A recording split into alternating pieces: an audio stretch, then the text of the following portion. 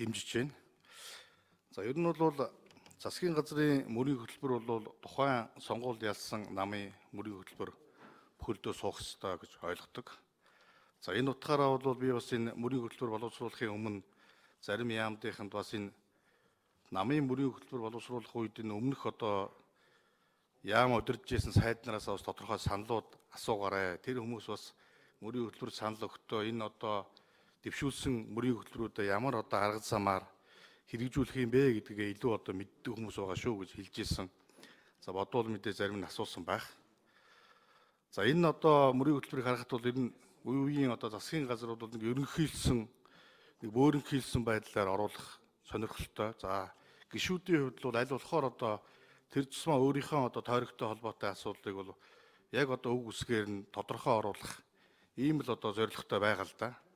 За энэ хүрээнд бол би хэд хэдэн асуудал хэлье гэж бодож байна. Сая гишүүдийн асууж байгаа асуултанд энэ яамдын хүмүүсийн хариулж байгаа нь бол яг тэр асуусан асуултын дагуулаад ийм асуудал дотор ингэж оруулсан байгаа гэсэн хэрнээ яг энэ мөрийн хөтөлбөр дээр нэг ч үг үсэг байхгүй. Тухайлх юм бол ажлын байрны асуудал байна. 150 мянган ажлын байр бий болгоно гэсэн оюун эрдэнэ сайд бол нэг 30 гаруй мянган ажлын байрыг бий болгох юм зорилт энэ дотор байгаа л гэсэн юм ярьж байгаа. Ажлын байр бол өөрөө маш олон асуудлыг нийгмийн өмнө тулгамдж байгаа асуудлыг шийддэг. Ядуурл, ажилгүй хүн бол ядуурна. Ядуу хүмүүс архитна, арх уусан хүмүүс гэмтэгт холбогдно. Тийм учраас ажлын байрыг шийдэх юм бол олон нийгмийн өмнө тулгамдж байгаа асуудлуудыг шийдэх учраас энэ ажлын байр гэсэн асуудлыг бол тусгайлан хөтөлбөр болгож, зорилт заал болгож оруулах юм зайлшгүй шаардлага байгаамаа. Тухайлх юм бол тэр эмийн хөнгөлтийн асуудал байна. Сарын ихэнд хэдхэн хоноод дуусчдаг. Тэгээд нийгмийн өмнө бөөн бохимдол. Тэр эмийн сангууд хөнгөлт олгож байгаа, заримд нь даваа байдлаар олгож байгаа асуудлууд байна. Энэ мөрийн хөтөлбөрийн заалт дээр тийм үг нэгч байхгүй байгаа шүү дээ. Гэтэл сая тэр яамныхан бол баах юм оруулсан болтой юм яриад их. Тэгээ зарим заалтууд нэг тодорхой орчоод, зарим тодорхойроогүй эрчим хүчний яам дээр гэтэл баахан дулааны станцуудын өргөтгөлүүд энэ дотоодын эрчим хүчний их усрээр хангах гэдэг хүрээнд Баянтайгийн 30 мегаваттын дулааны цахилгаан станц байгуулах асуудал тавигдсан. Тэр яагаад яг нэрээр орохгүй байгаа юм бэ? Бусд нь орцсон багт. Тухайлх юм бол Замтээврийн яам энэ Үүрхангай аймгийн хар хорин сумыг аялал жуулчлалын Монгол улсын жишг хот байгуулж 4 сая зэрэглэлийн онгоцны бодолтой болно гэж тавьдсан байдаг.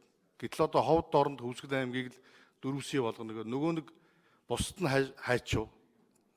Тухайлх юм бол Замтээврийн яамн дээр энэ тээвэр логистикийн хувьд Монгол улсын босоо тэнхлэгийн томоохон зам Архангай, Үүрхангай, Дундгой, Өмнөгов аймгаар дамжсан энэ гашуун сухай төрхийн босоо тэнхлэгийн тээвэр логистикийн томоохон зам барьж байгуулна гэд орсон байгаа. Тэр бас яагаад нэрээрээ орохгүй байгаа юм.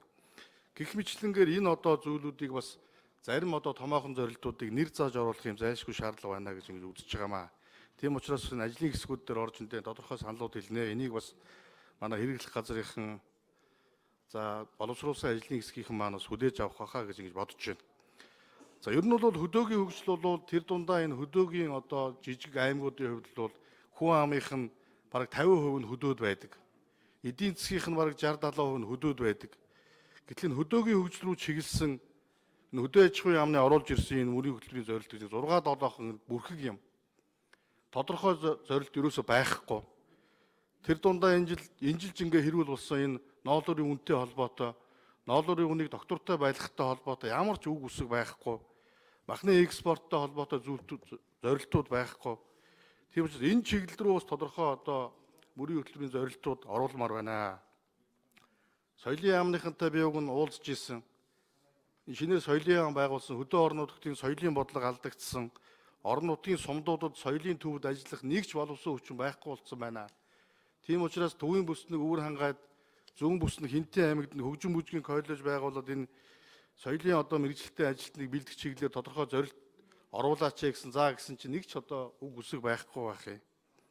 Тэгээд төвлөрлийг сааруулах хүрээнд энэ орон нутгийн аймгийн төвүүдийг Улаанбаатар хотынхны авж болж байгаа нийгмийн дэд үтс, нийгмийн үйлчилгээнүүдийг авч болох тэр боломж олцоо хөдөө орон нутгийн аймгийн төвүүдэд бий болгож ижил энэ төлөв тодорхой хэмжээгээр саарна гэж үздэг юм л да. Тэгэхээр энэ За, Бямцах Тгшүүн.